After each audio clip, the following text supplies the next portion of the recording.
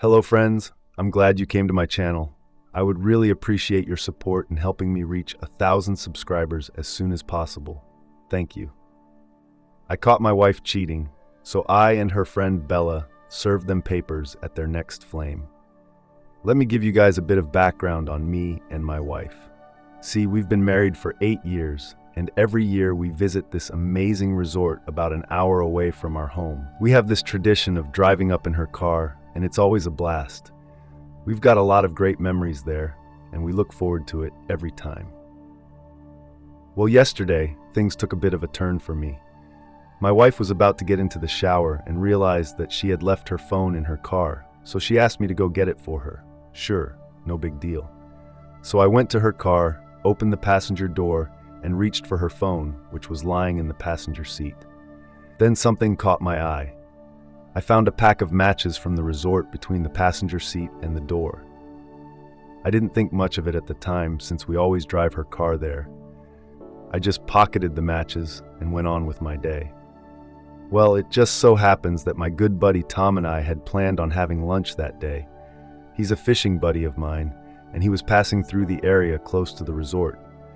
He suggested we meet up for lunch, and I figured, why not? So I suggested that we eat at the resort. I handed my wife her phone and then reminded her that I would be having lunch with Tom that day. She asked where we would be eating, and I told her we were going to meet at the resort because it was close to where Tom would be passing through. She tensed up for a brief moment, but I didn't think much of it at the time. I got myself ready, gave her a kiss goodbye, and was on my way. So Tom and I met at the resort, had a fantastic lunch, talked about our past fishing trips, and started discussing where we would go on our next one. As we were leaving, Tom grabbed a few packs of complimentary matches out of the box on the counter. We stepped outside, lit up a couple of cigarettes, and noticed that there was an advertisement on the matchboxes for a great fishing spot with cabin rentals. It looked like a fantastic place to check out, and we chatted about how much fun it would be to go there. We agreed that we would both do a little research and make a decision soon. Tom then got in his car and headed down the road.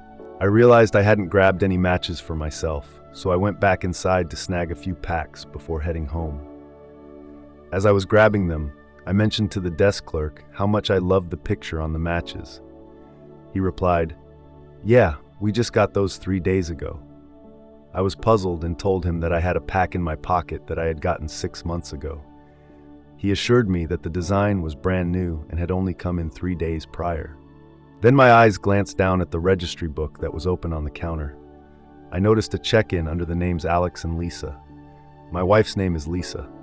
I pointed it out and said, "That's an odd name, Lisa." The clerk agreed that it was different and mentioned that Alex and Lisa come to the resort about once per month, check in at noon, and leave by 8 p.m.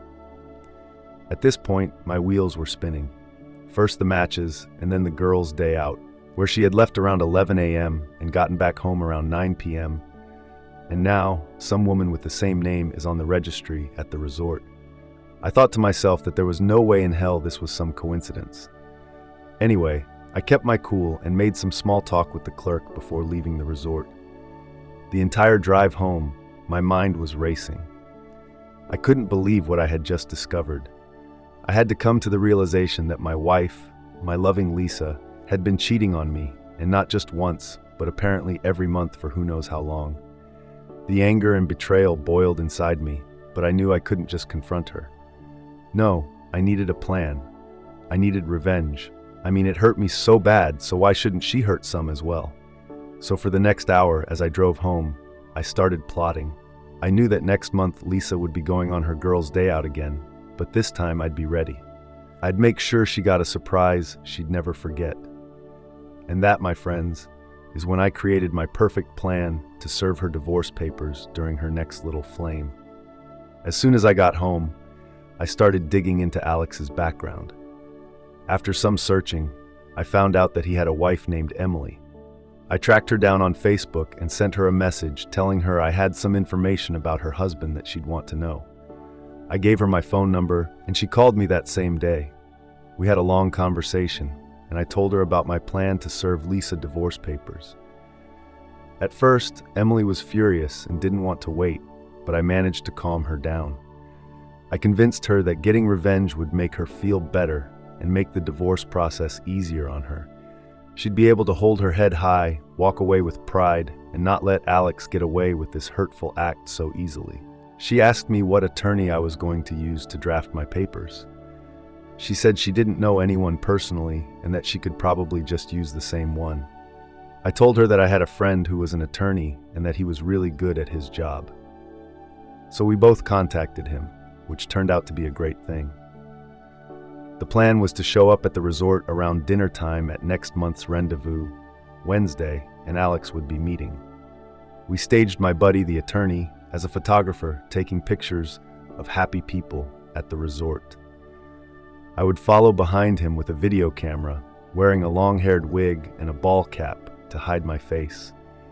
The only issue we thought we might have was that the staff might try to stop us if they realized that we weren't supposed to be there. But we didn't need to keep up the facade very long, so we weren't too worried about it. We just needed time to get staged at the table to drop the bomb, and then it wouldn't matter anymore.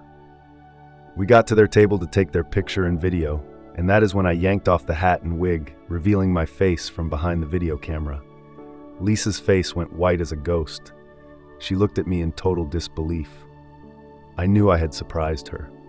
Good. She was usually pretty quick and witty, but at this moment, she was totally speechless. The attorney served her the papers on the spot, and I started pressuring Lisa to sign them immediately.